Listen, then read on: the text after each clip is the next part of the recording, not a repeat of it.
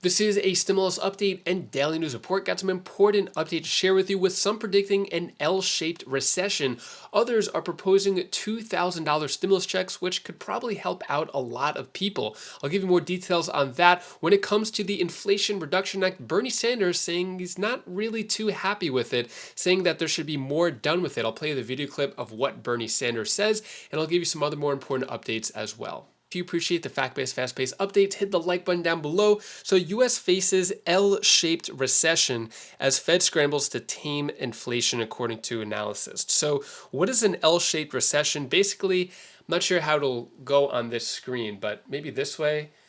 But yeah, think about it. If we're up here and it goes down and it's just all the way down and then just flat. L is not good for anything. So basically they're predicting that could happen as time goes on in 2023. So things are bad now. It seems that a lot of experts are saying 2023 things are going to get worse. And as I was doing my research, I just took a look at a few different headlines came up from different countries.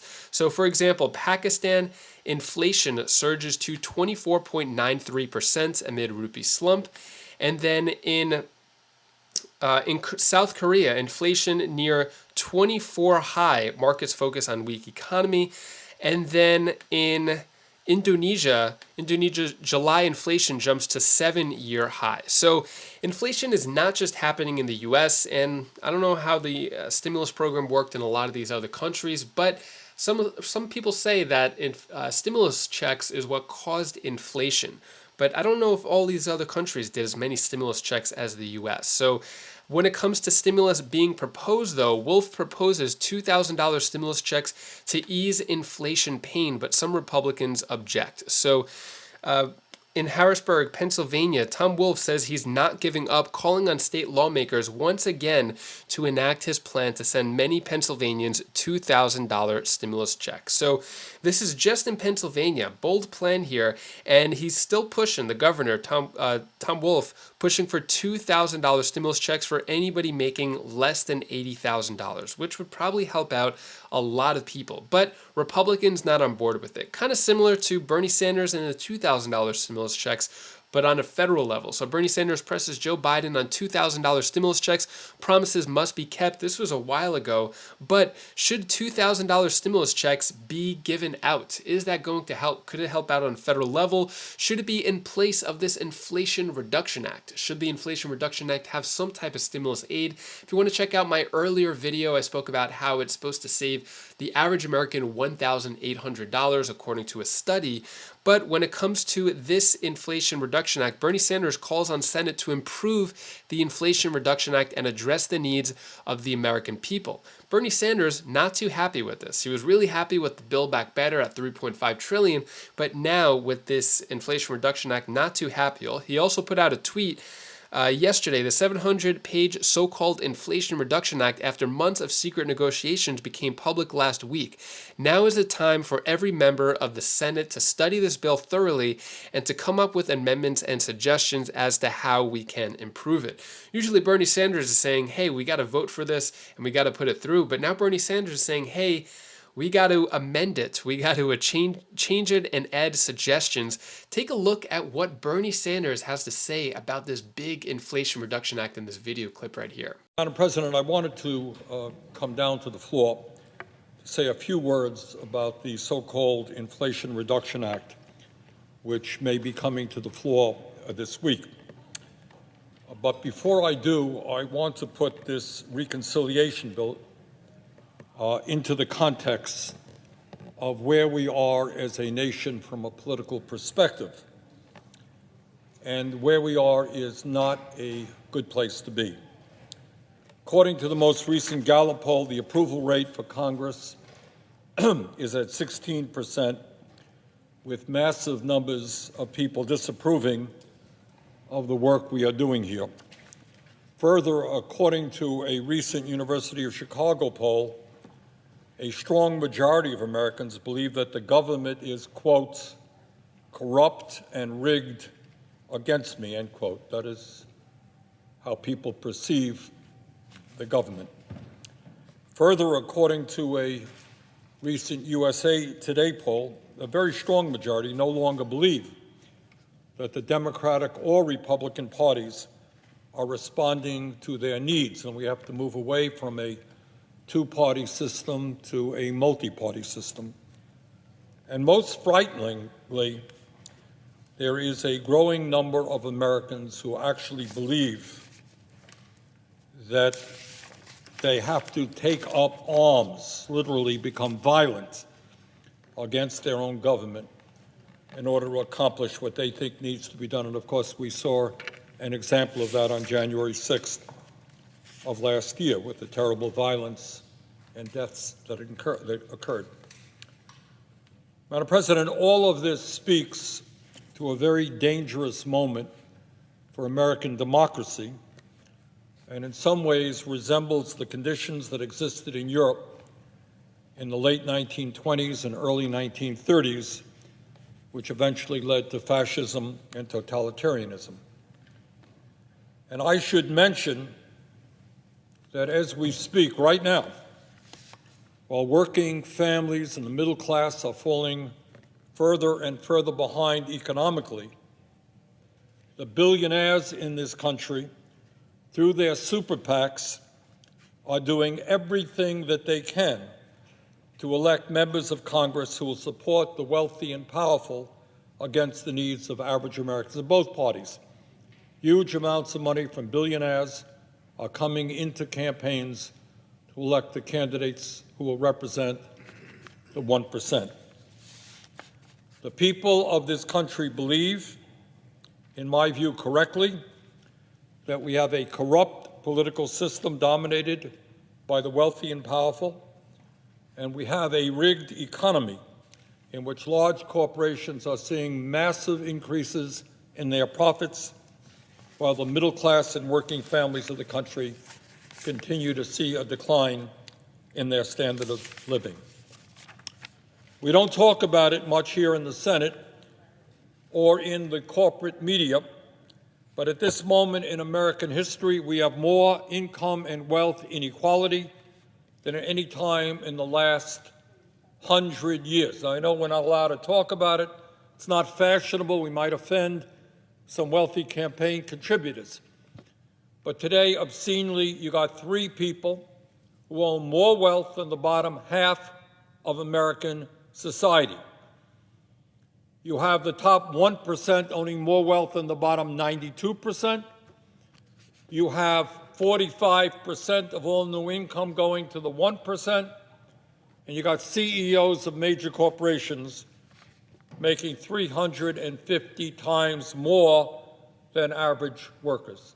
In other words, the people in the middle, working people, struggling, people on top doing phenomenally well, and the people on the top have enough money to elect candidates who represent their interests. And that is the overall context, in my view, in which this reconciliation bill is coming to the floor. Now, I have heard from some of my colleagues that the Build Back Better legislation passed by the U.S. House of Representatives and supported by some 48 out of 50 members of the Senate Democratic Caucus and by the President of the United States is dead, not going anywhere. Can't get the 50 votes that is needed. Now, I don't know if that is absolutely true or not, but I do know that if it is true, it would be a disaster for the working families of our country who today are desperately trying to survive economically. So let me briefly review what was in the original Build Back Better plan and contrast it with what is in the so-called Inflation Reduction Act. And I should mention that every one of the provisions that I will briefly be discussing has overwhelming support from the American people, according to poll after poll after poll. In other words, that is what the American people want. Madam President, at a time when the United States has the highest rate of childhood poverty, shamefully, of almost any major nation on earth. This reconciliation bill that will soon be coming to the floor does not extend the $300 a month per child tax credit that working parents of this country had last year. That's gone. That is not in this bill. If you are a parent today paying $15,000 a year for child care, which is what it costs in Vermont and is about the average cost all over America, $15,000 a year to have a kid in child care, this bill completely ignores that crisis and does absolutely nothing for you. And of course, unlike the original Build Back Better plan, this bill does not provide free and universal pre-K. So if you're a working parent right now struggling to pay for child care, this bill turns its back on you.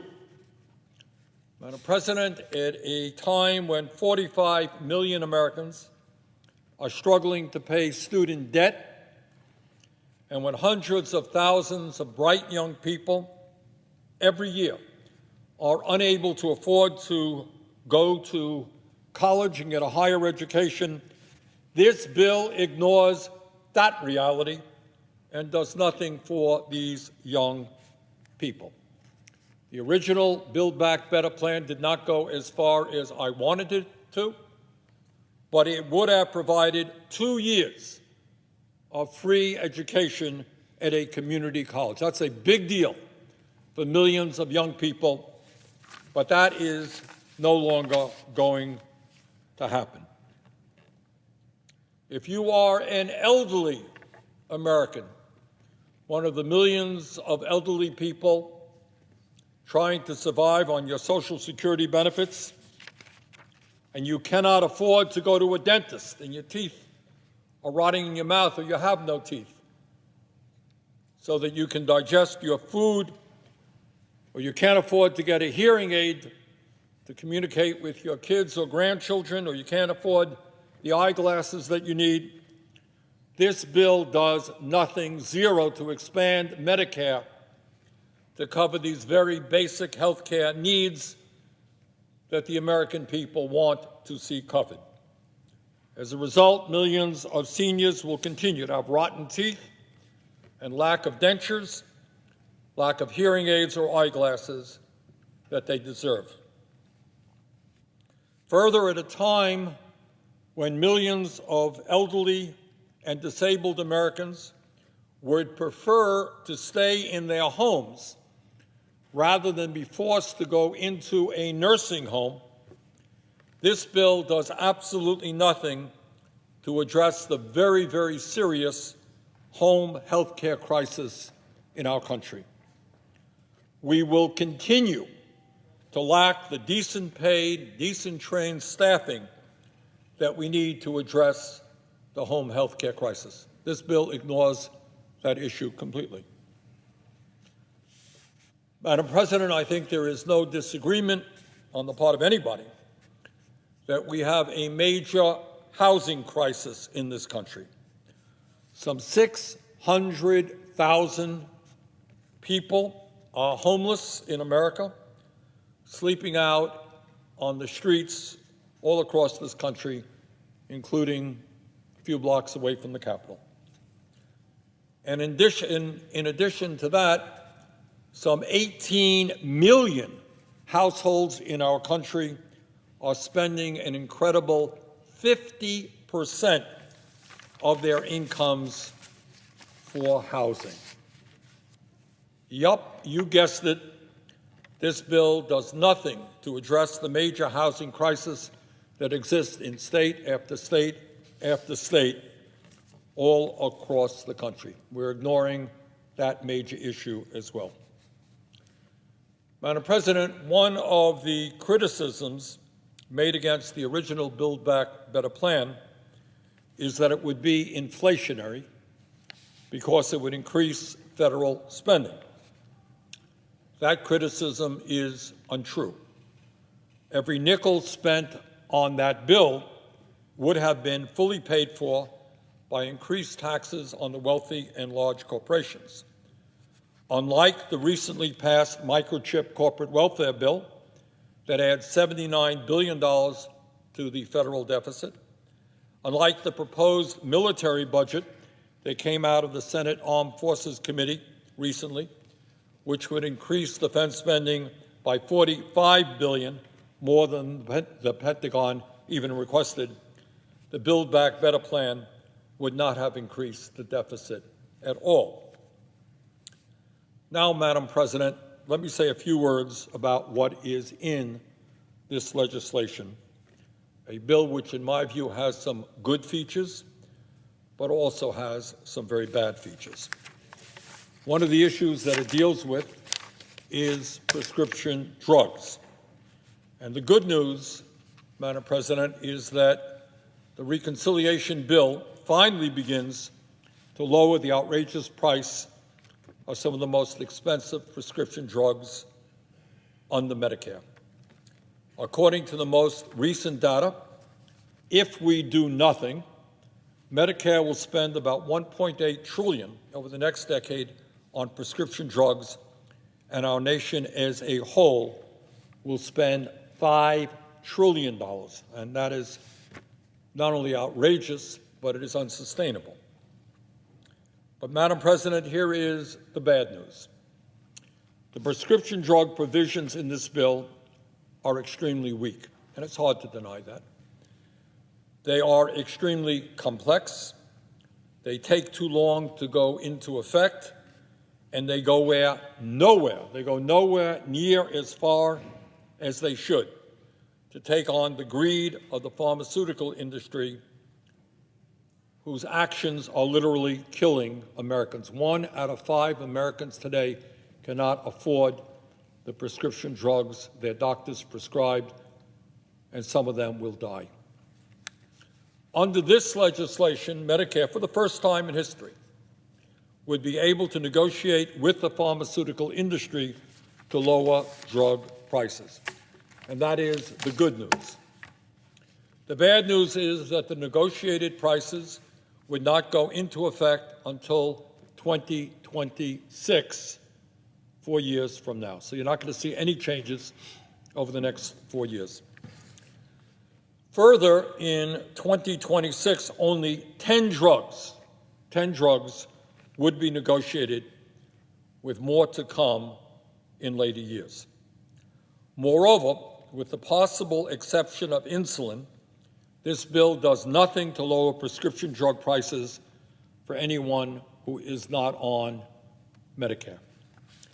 Under this bill, at a time when the pharmaceutical companies are making outrageous profits, the drug companies will still be allowed to charge the American people by far the highest prices in the world for prescription drugs. I a couple of years ago, took a trip with some Midwesterners over the border into Canada, where they purchased insulin for 1/10 of the price that was being charged in the United States, because in Canada, like virtually every other country on earth, they negotiate prices with the industry.